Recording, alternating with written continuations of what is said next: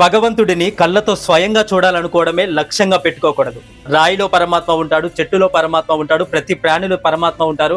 చివరికి మన హృదయంలో కూడా పరమాత్మ కొలువుదీరి ఉన్నారు. కళ్ళు మూసుకొని అంతర్దృష్టితో చూస్తే పంచభూతాలలో మనకు పరమాత్మ దర్శనమిస్తారు. దైవ సాక్షాత్కారం అనేది ప్రతి భక్తుడి యొక్క కోరిక. ఒక శిష్యుడు గురువు గారి దగ్గరికి వెళ్ళి, గురువర్య, నేను దేవుణ్ణి నా కళ్ళతో స్వయంగా చూడాలనుకుంటున్నాను అన్నాడు. గురువు గారు నవ్వి ఊరుకున్నారు. అయితే పరమేశ్వరుడి యొక్క దర్శనం కోసం గురువు గారు ఏదైనా మంత్రం ఉపదేశిస్తారని ఆ శిష్యుడి ఆశ. మధ్య మధ్యలో గురువు గారిని వచ్చి కలిసేవాడు. వచ్చిన ప్రతిసారి గురువు గారిని ఇదే ప్రశ్న వేసేవాడు.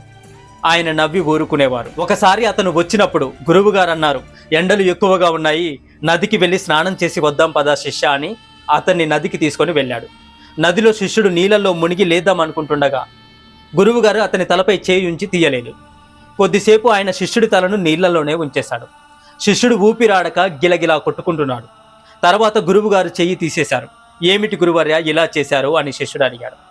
నీవు నీ తలను నీటిలో ఉంచి బయటికి తీయలేకపోయినప్పుడు నీ ఏకైక లక్ష్యం ఏమిటి అని శిష్యుడిని అడిగాడు గురువుగారు. అప్పుడు శిష్యుడు అన్నాడు, శ్వాస పీల్చుకోవాలన్నదే నా లక్ష్యం గురూజీ. అందుకనే కాళ్ళు చేతులు గట్టిగా కొట్టుకొని నీళ్లలో నుంచి బయటికి వచ్చే విశ్వ ప్రయత్నం చేశాను.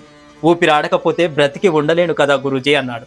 ఆ సమయంలో నీకు శ్వాసక్రియ జరగాలన్న తపన ఎంతగా ఉందో అంతటి తపన ఆ పరమేశ్వరుని చూడాలని ఉంటే తక్షణమే నీకు పరమేశ్వరుడు దర్శనమిస్తాడు. ఈశ్వరుణ్ణి దర్శించాలనే ఆకలి నీకు మనస్ఫూర్తిగా లేనప్పుడు తగిన సాధన చేయకుండా పరమాత్మ దర్శనం కానే కాదు. అందుకు కోరిక కంటే సాధన ముఖ్యం.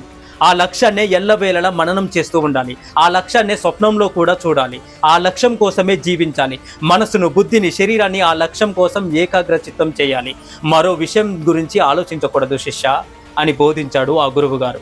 మీకు ఈ వీడియో నచ్చితే ఓం నమః శివాయ అని కమెంట్ చేసి మీ యొక్క విలువైన అభిప్రాయాన్ని తప్పకుండా తెలియజేయగలరు.